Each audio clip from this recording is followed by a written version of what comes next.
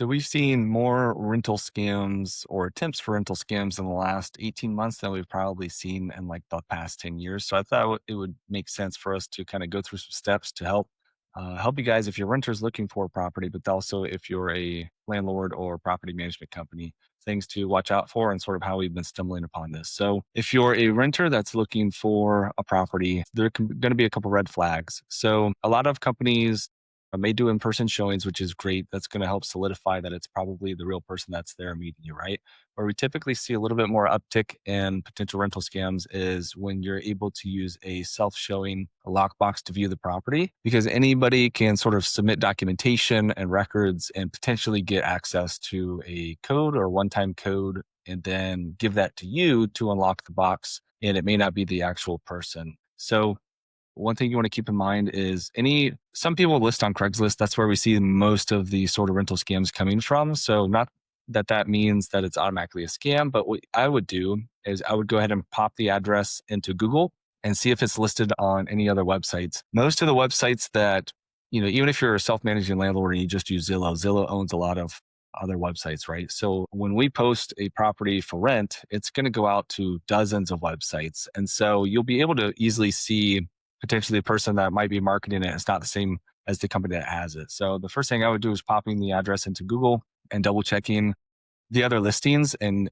seeing if sort of the phone numbers match or at least the names match of the people that you're trying to talk to. If it's a company that comes up that it's professionally managed, then I would go through one of the listings like Zillow or Realtor.com specifically and contacting the management company, getting clarity that the person that you're talking to is a representative within the company. One thing that we've been doing and also helps sort of discourage scammers is watermarking the photos. So our listings have our management company name and phone number right on the listing itself, right in the center, so that it cannot be cropped out. Some scammers will just obviously steal the photos, or if the watermarks are sort of along the bottom, they'll just crop them out of the photos. So that's one thing is taking it into consideration if it's in-person showings or self-showings. If you're doing self-showings, just being a little bit more careful.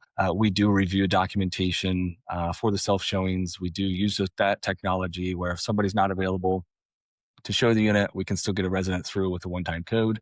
So we just pay attention to all of that stuff to make sure someone's not booking, property in Tampa and St. Pete and Clearwater under the same name for all these different rentals, different prices. There's some things that we look out for to see if it's potentially somebody that's looking to scam somebody. Another thing is, Zelle or Cash App are two common ones that we sort of see that people can use. Of course, if somebody's a self-managing landlord, they may want to use that stuff, but we would just urge you sort of to use something that's a little bit more traceable over receipts, something that's a little bit more official. But that's where we typically see people getting scammed is like a Cash App sort of thing, maybe Venmo, where they're asking for deposits or something through those platforms. And again, it's not going to be all the time, but that's some of the stuff that we've been seeing. So asking for money up front, of course, somebody could always buy or create a fake lease, and so that'll be a little bit more difficult to sort of ascertain. There are certain addendums, like there's a flood disclosure that just came out that everyone's required to have in October. There should be a few others that you like liquidated damages, a few other addendums that if you're a really savvy sort of renter and the lease doesn't have that at the bottom, it may just be either a landlord that's uneducated or, another little red flag that you can keep an eye out for is how detailed and thorough the lease actually is. And the ownership on the lease should match what is on public records. So if you're renting a property in Tampa and you go to Hillsborough County Property Appraiser and you look up the website and the name that is the ownership doesn't match the lease, it really should. There really wouldn't be times where it wouldn't match unless something's outdated in somebody's system, but those are typically going to match. And so if, that's going to be a red flag too, is obviously the person on the lease could write a fake lease with a fake name.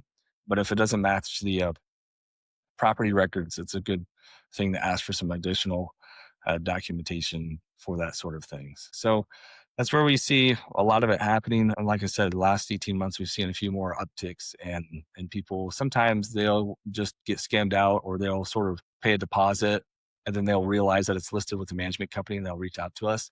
Unfortunately, there's not really much you can do. And then you might even have some extreme circumstances where people are basically breaking in, getting access to the property while it's vacant and moving somebody in with a lease.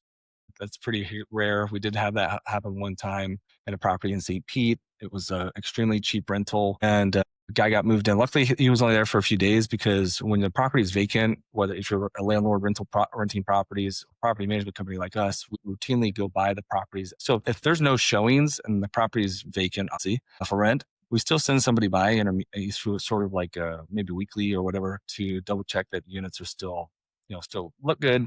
AC is still working, power's not working, or still working. There's not like an AC leak that's happening while nobody's there, or a pipe burst or whatever. So we're doing like routine safety checks. So we caught that guy like a day or two after he had moved in, anyways, just through our normal sort of routine. So when the property is vacant, obviously somebody needs to be going, keep eyes on, just to make sure from a repair standpoint, it still looks good for showings and stuff like that. But just from a sort of security standpoint. And most of the rental properties that we see where the scams are happening, at least in our market, are $1,500 or less. So I don't know sort of why they target, maybe because it's an easier barrier of entry. People can easily put together $1,000 or something for a deposit or 1,500. But I think the last three examples we had were all under that amount. And it's always a good idea if you're posting a property for rent, like I said, just to go check Craigslist.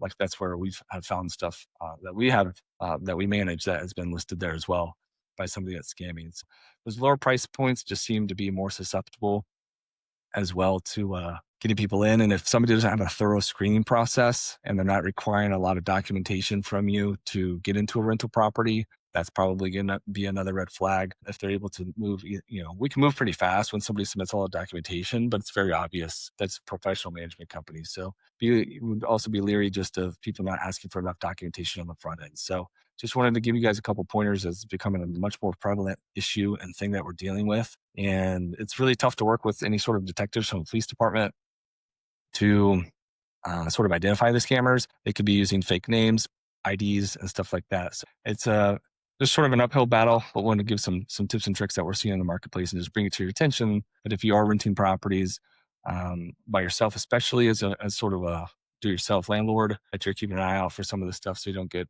people calling you that have been scammed or someone falsely moving into the unit. And then also if you're a renter looking for a property, just to keep your eyes out and sort of, make sure you're just dealing with a professional management company.